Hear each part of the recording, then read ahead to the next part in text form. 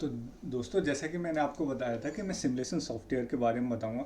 Hello everyone, देव CAD cam में आपका स्वागत है। और आज मैं बताने वाला हूं कि किस तरीके से हम बीएमसी मशीन को समझ सकते हैं। तो बीएमसी मशीन के बारे में आपको एक ओवरव्यू दे देता हूं कि बीएमसी मशीन एक्चुअल में क्या होती है और बीएमसी मशीन किस तरीके से काम करती है। तो ये जो आप स्क्रीन पर देख पा रहे हैं, ये हमारी बीएमसी मशीन है। अब बीएमसी मशीन में कुछ मैं आपको एक बारी बारी से बता देता हूँ क्या चीज़ें क्या रहती हैं। ये एक सीएनसी मशीन सिमुलेटर सॉफ्टवेयर है। इसकी मदद से आप घर बैठे बीएमसी मशीन चलाना सीख सकते हैं। और इससे काफ़ी फ़ायदा ये है कि आपको ना तो जॉब सेटिंग का रिस्क रहता है, ना टूल डैमेज का।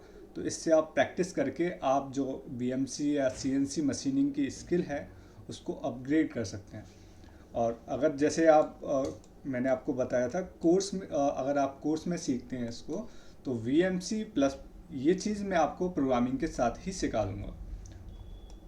तो एक बार मैं बीएमसी के बारे में बता देता हूँ। ये फर्स्ट हम बात करते हैं। ये अभी हमारे जो बीएमसी मशीन है उसका डोर है ये। और ये जो चीज़ है ये पैनल होता है, इसको हम कंट्रोलर बोलते हैं। तो एक बार मैं डोर ओपन करता हूँ यहाँ से। जैसा आप देख पा रहे हैं ये डोर ओपन हो चुके हैं। और इसके अंदर ये जो रखा है ये हमारा वर्क पीस है। ये इसके अंदर मान लीजिए हमें कोई कैविटी काटनी है, या कोई मोल्ड है, इसका कोर है, कैविटी है, या एक्स वाई जेड कोई भी हमारा प्रोजेक्ट है, वो हम इसी तरीके से हम जो हमारा बेड है उस पर रखते हैं। मैं एक बार जो बेड है उसको एक बार शो कर देता हूँ।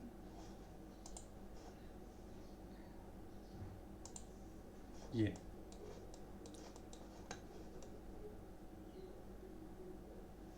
और ये यहीं से हम यहाँ पर वर्कपीस देख सकते हैं। वर्कपीस है और ये टूल। अभी आपको अभी जो हमारा मेन काम रहता है, जो हमारा आउटपुट रहता है, वो ये रहता है।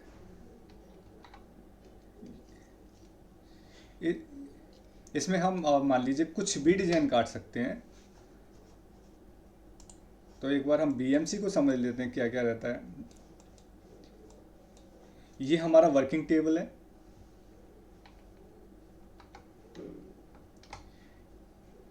ये हमारा वर्किंग टेबल है, ऐसे और ऐसे। ये हमारा वर्किंग टेबल रहेगा। इसको हम बोलते हैं एक्स एक्सिस और इसको हम बोलते हैं वाई एक्सिस। और ये जो हमारा जो टूल मूवमेंट करेगा ये, और ये वाला मतलब टूल अप डाउन रहेगा, इसको हम बोलते हैं जेड एक्सिस। तो ये 3 एक्सिस मशीन रहती है। और इसमें जैसे ये पैनल हो गया, ये आपका, और ये हमारी स्लाइड्स हो गई। और इसके साथ साथ अभी इसमें ये रहेगा कूलेंट। तो इसमें ये कूलेंट रहता है। कूलेंट का क्या काम रहता है, जब भी टूल चल रहा होता है या तो हमारा पीस और हमारा जो टूल है उसको कूल रखता है। यानी कि कूलेंट इससे क्या है कि हमारा जो टूल है वियर होने से बचता है। और ये साइड में ये लाइट लगी हुई है, एक ये लाइट है। और साइड अभी क्या है कि मॉडिफाई रहती हैं ये तो लाइट है। लाइट कहीं भी लगा सकते हैं, यहाँ भी लगा सकते हैं, इस जगह भी लाइट लगा सकते हैं। तो यहाँ पर बीएमसी में लाइटिंग रहती है। और ये रहता है हमारा टूल चेंजर।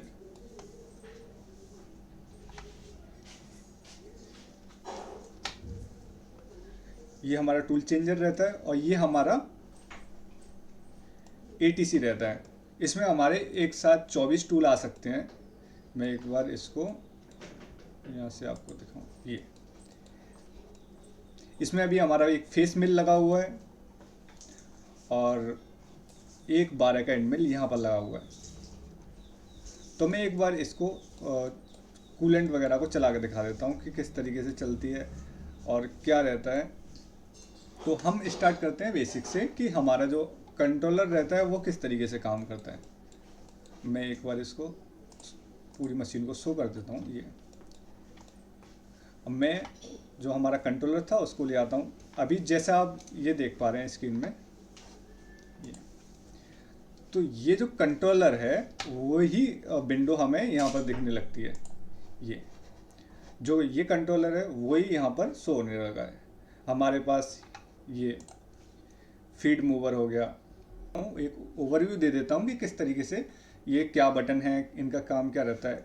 ये हमारी जो मशीन को ऑन ऑफ करने के लिए रहता है, ये वाली बटन ग्रीन, और यहाँ से ऑफ कर सकते हैं, यहाँ से ऑन कर सकते हैं। और इमरजेंसी बटन, जब भी हमारी मशीन में कोई एक्सीडेंट या कुछ अनवांटेड आवाज़ आ रही है या कुछ प्रॉब्लम लगता है, तो हम एक साथ उसको इमरजेंसी कर देते हैं, जिससे कि मशीन जिस स्थिति में होगी उसी जगह हमारी मशीन स्टॉप हो जाती है।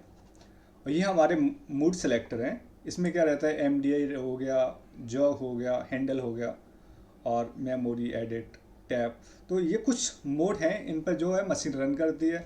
अभी मैं कुछ मोड के बारे में बता देता हूँ। हैंडल, जैसे कि अगर मैं इसको हैंडल से चलाऊँगा तो इसमें जो हैंडल दे रखा होता है, एक बार मैं हैंडल से चला के बता देता हूँ आपको। जैसे मैंने ये सेलेक्ट किया और यहाँ से मैं इसको हैंडल मोड पे सेलेक्ट कर देता हूँ। ये हैंडल मोड पे सेलेक्ट हो चुकी है मशीन अभी, और मैंने यहाँ से इसको रहने देता हूँ ऐसे ही। और हमारी जो रैपिड है उसको हम 25% कर सकते हैं, 50%, 100%। और इसको अगर 0 कर देंगे हम यहाँ पर, तो ये जो हमारी रैपिड है, यानी रैपिड जेड मूवमेंट में जब मशीन उठेगी तो उस समय ये 25% स्पीड या 50% स्पीड या 100% स्पीड के साथ उठेगी। ये हमारा फीड रहता है। तो मैं एक बार इसको मूवमेंट करके दिखाता हूँ हैंडल से। मैंने हैंडल मोड सेलेक्ट किया और यहाँ से जो हैंडल ये आ गया हमारा। मैं अभी इसको मान लीजिए जेड एक्सिस में और 100, और मैं यहाँ से, जैसा कि आप स्क्रीन पर देख पा रहे होंगे, ये मैं इसको जैसे ही स्क्रॉल कर रहा हूँ तो ये मशीन मूवमेंट कर रही है, क्योंकि ये जो मशीन थी अभी हमने सेटिंग करी है हैंडल मोड पर। अगर ये ऑटो मोड पे होती है तो फिर में ये प्रोग्राम से रन हो जाती है। तो जैसे ये आप देख पा रहे होंगे, और मैं इसको सेलेक्ट कर देता हूँ वाई एक्सिस पे, वाई पर, तो ये वाई में मूवमेंट करेगी। यानी कि प्लस में करेंगे तो ये आगे आएगी और माइनस में करेंगे तो ये पीछे जाएगी। और मैं इसको एक्स पे कर देता हूँ तो इसी तरीके से एक्स पे प्लस करते हैं तो लेफ्ट साइड जा रही है, और इसको एंटी क्लॉकवाइज घुमा रहे हैं तो ये राइट साइड जा रही है। इस तरीके से हम हैंडल मोड का प्रयोग करके इसकी ऑफसेट वगैरह लेनी है, या हम कभी कभी क्या होता है कि हमें मैनुअल फेस करना होता है, या तो हमें मैनुअल वर्क करने के लिए हम हैंडल का यूज़ करते हैं। अब उस केस में जैसे हमसे मिस्टेक ना हो तो हम क्या करते हैं कि इसको ऑफ कर देते हैं हैंडल को। ऑफ में क्या होता है कि आपका हैंडल मोड पर होने के बावजूद भी ये रन नहीं करेगा। जैसे अभी ये कोई मूवमेंट नहीं करेगी, रीज़न क्योंकि मैंने कोई एक्सेस सेलेक्ट नहीं किया है, ऑफ कर रखा है। जैसे मैं इसको एक्सेस सेलेक्ट करता हूँ, ये अब मैं इसको X10 पे करता हूँ तो ये क्या है कि यानी कि 10 माइक्रोन 20 माइक्रोन में इस तरीके से मूवमेंट करेगी, यानी कि स्लो मूवमेंट करेगी। और इस तरीके से 1x में करता हूँ तो ये और भी ज़्यादा स्लो काम करेगी, यानी कि काफ़ी कम स्टेप लेने होते हैं। कम मूवमेंट के लिए हमें माइक्रोन, 10 माइक्रोन या 100 माइक्रोन इस तरीके से हम यूज़ कर सकते हैं। और एक बार मैं इसको आपको दिखा देता हूँ कि हमारा जो मूवमेंट रहता है वो कितना कितना रहता है। तो ये जो हमारा रिलेटिव वैल्यू है, ये जो अभी शो हो रहा है हमारा एब्सोल्यूट हो रहा है, क्योंकि हमारा जो एब्सोल्यूट बटन है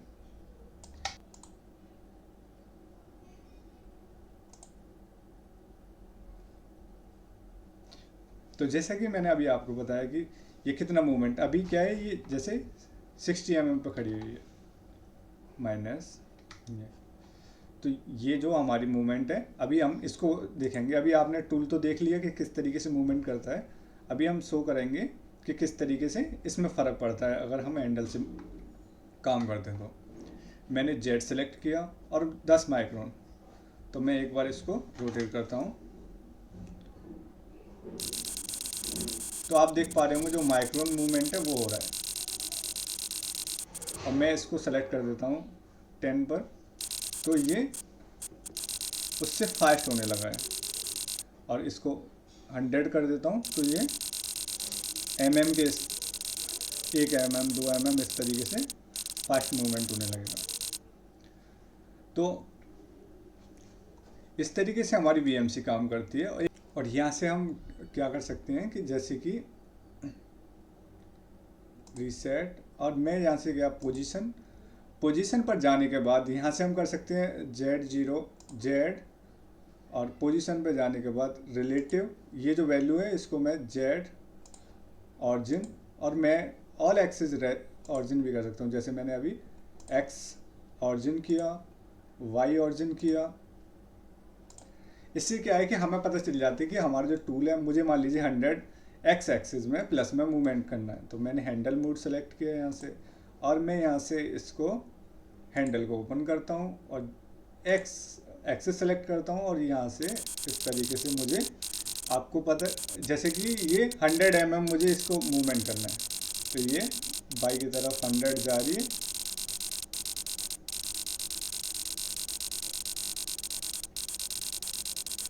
यहाँ मैंने ये थोड़ा सा और पीछे लेते हैं,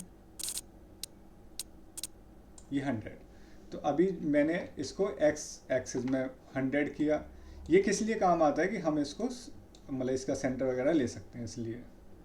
तो दोस्तों, आपको ये वीडियो कैसी लगी, और वीडियो आपको पसंद आई हो तो लाइक एंड शेयर कर सकते हैं इसको। और मैं जो प्रोग्रामिंग का कोर्स है उसके साथ साथ ये आपको BMC का सॉफ्टवेयर फ्री में सिखाऊंगा, जिससे आप BMC CNC आसानी से सिमुलेट करके देख पाएंगे कि किस तरीके से हमारा जॉब वर्क करता है, या किस तरीके से हमारी CNC मूवमेंट करती है।